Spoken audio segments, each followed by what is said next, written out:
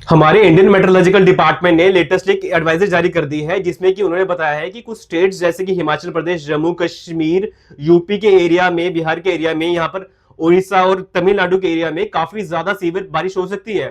साथ में थंडर स्ट्रोम और ओले भी गिर सकते हैं काफी सीवियर लेवल के ऊपर।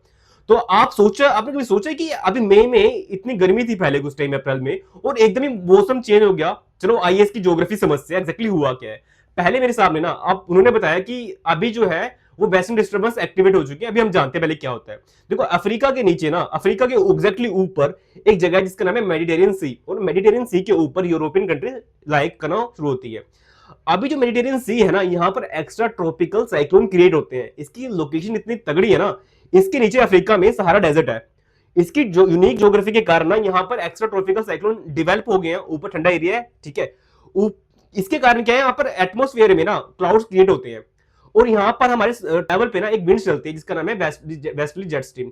ये जेट स्ट्रीम उन हवाओं को जो मॉइस्चर लेडन है उनको लेकर वहां से कैस्पियन सी के उठाते हुए, यहाँ पर अरेबियन सी से उठाते हुए उसको ईरान, अफगानिस्तान, पाकिस्तान लेते हुए इंडिया की तरफ आती हैं। क्योंकि इंडिया में आपकी पता है आपकी हमारी की लोकेशन कितनी तगड़ी हमारी लोकेशन है। ये सारी जो हवाएं हैं वो जो हिमालय पे जाके टकराती हैं। हिमालय से टकराने के कारण क्या है कि ये ऊपर उठने की कोशिश करती है हिमालय के ऊपर, जिससे कि क्या है ओरोजेनिक रेनफॉल क्रिएट होना शुरू होती है। क्योंकि इस टाइम आपको पता है कि ना मिड ऑफ अप्रैल से मई में इतना ज्यादा गर्मी पीरियड पड़ रही थी। इस टाइम 41 से लेके 45 डिग्री तक टेम्परेचर पहुंच गया था। यहाँ पे ऑलरेडी काफी ज्यादा गर्मी थी, ठीक है, और उधर से ठंडी हवाएं आ रही थी। तो इन दोनों का आपस में कोलिजन हो गया। ये टेम्परेरी फ्रंट बनना शुरू होगी जिसको हमने बोलते हैं गस्ट फ्रंट बोलते हैं। ये जैसे टेम्परेरी फ्रंट बने, अब इन दोनों से बनने से क्या हुआ, ये सारे ऊपर को उठना शुरू हो गए। जैसे जब ये ऊपर को उठना शुरू हो गए ना, तो एक कन्वेक्शन रेन क्रिएट होती है। तो ये सारे इकट्ठे होना शुरू हो गए। उसके कारण क्या है, क्यूमुलो निम्बस क्लाउड जो है वो बड़े लेवल पे इकट्ठे होना शुरू हो गए।